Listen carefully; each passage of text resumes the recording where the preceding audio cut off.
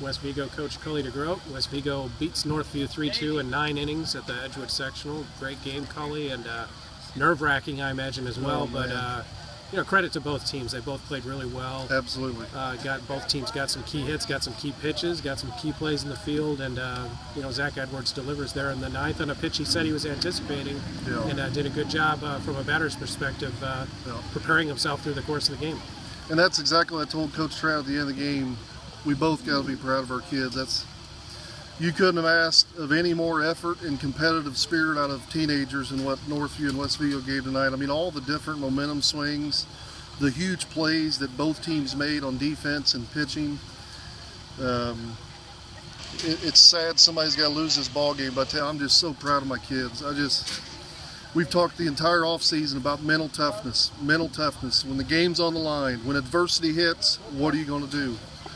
And boy, you've seen it tonight. We just beat a good team with a really good pitching staff. And I tell you what, Davey Inman's a warrior on the mound, but we battled behind them. I mean, my defense, Justin Kump makes a game-saving catch on the warning track in center.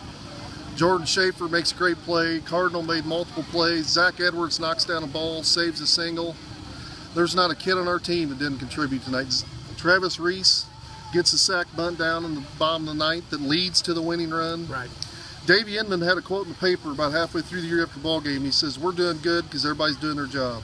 And he's exactly right. And tonight, everybody did their job. And I could not be more proud of them.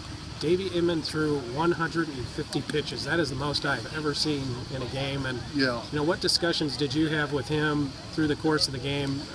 You know, he actually got stronger as the game went along in terms of his effectiveness. Went to his breaking ball a little bit more, but it's got to be a tough decision as a coach. I would think.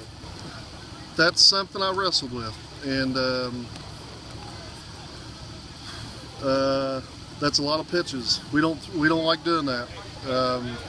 He's never thrown more than 105 to 100. He's never thrown more than 118 in a game, ever. But that's a lot of pitches. We're going to shut him down for the week. He won't throw a ball for another 7 days. But what do you do as a coach? You have the ultimate competitor on the mound who, when you tell him you're going to come out after the 7th inning, is enraged and is in tears because he wants to keep pitching. What do I do?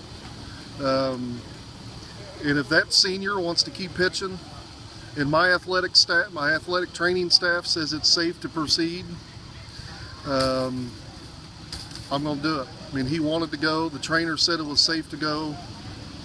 He's a warrior, and I'm going to win or die with Davey on the mound. And I'm not happy he threw 150, but he wanted to be out there, and that's why he threw that many.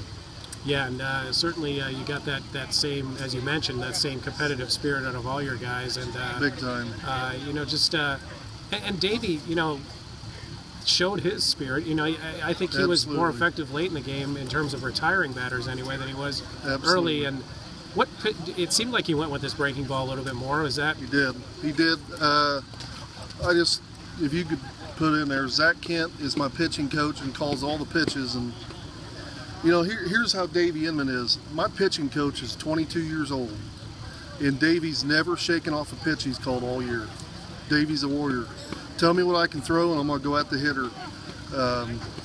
But those two are so on the same page and in sync with each other that Zach Kent just called a great game, and Davey just executed. But he mixed up pitches, and we had certain hitters we wanted to pound inside, and certain hitters we wanted to throw curveballs to.